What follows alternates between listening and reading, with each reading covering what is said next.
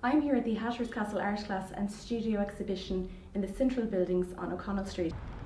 The exhibition is in aid of the Irish Motor Neuron Disease Association, and I talked to some of the artists that are involved. My painting was actually my salvation, because during the night I'd be up and I could be painting until 4 o'clock in the morning and tears flowing down your face. In 2016, the 19th of December, my husband Paul was diagnosed with motor neuron disease. In total he got 18 months. He had a very aggressive form of motor neuron. He lost the use of his limbs and he had to be tube fed. The painting behind me predicts motor neuron because if you look at the legs of the painting, one is very thin compared to the other. The way the hands are going, motor neuron is a muscle wasting disease. You lose massive amount of weight in it and you lose control of the body. But the brain and the mind is absolutely perfect. So the cellist is still playing her music even though the hands are deformed. The money that's raised goes to helping these people. It could be a carer for 2 hours a week for their family to have a break, or it could be a wheelchair they need. We're giving 30% of the sales to the Motor Neuron Disease Association. I got about 2 hours that the carers gave me to have some time for myself. During those 2 hours I joined Frank's class and I went back to paint. And I was only there a very short time when I had completed one particular piece when Paul got very ill and I gave it up. And at that stage then he was brought to the hospice and I brought the painting in as to show him that I was not dossing, that I did go to painting classes. After about 3 weeks when the painting was there, I wanted to take it home, and at that stage Paul didn't have a voice. The reason why I started painting was to treat my anxiety, was to help my anxiety really. I've been taking therapy sessions for over a year now, and one of the things I struggle with a lot is controlling everything I do.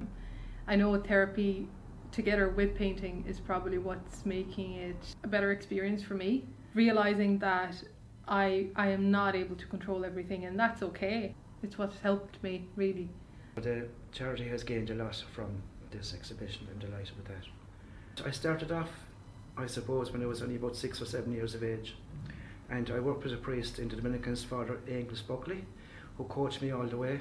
In the Dominican church there is a big painting over the high altar depicting the 12 apostles and our Lord on the cross, and we painted that. I was about 16 years of age, up on a scaffold, no ropes, no nothing, at the very height of the church.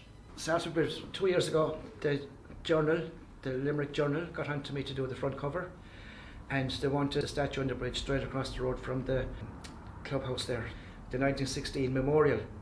So I couldn't get a photograph of it. I couldn't get it near or far away, no matter where I stood, except in the middle of the road. So I was sketching away and the traffic came to a halt. The guards were called out from Henry Street, came along and tried to arrest me. What was I doing in the middle of the road? Nearly got killed 3 or 4 times. I kind of ignored the guards, kept going, was nearly finished, and was taken away in the squad car and questioned. Every day is an exercise on how to feel normal, because I don't.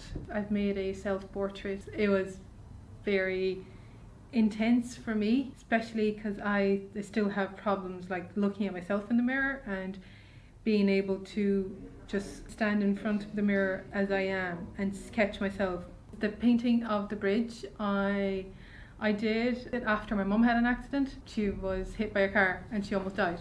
That's why that one is called Hope, because I started when she had the accident. I went to Brazil to visit her, and then when I came back I finished it. I mean, the first time we went to the clinic, we looked at one another and we said, what are we doing here? You see it from stage 1 to nearly the end. And all I wanted to do was scream and run. This was not happening to us. This was not going to happen to my husband. My beautiful husband, no. There is no cure for motor neuron.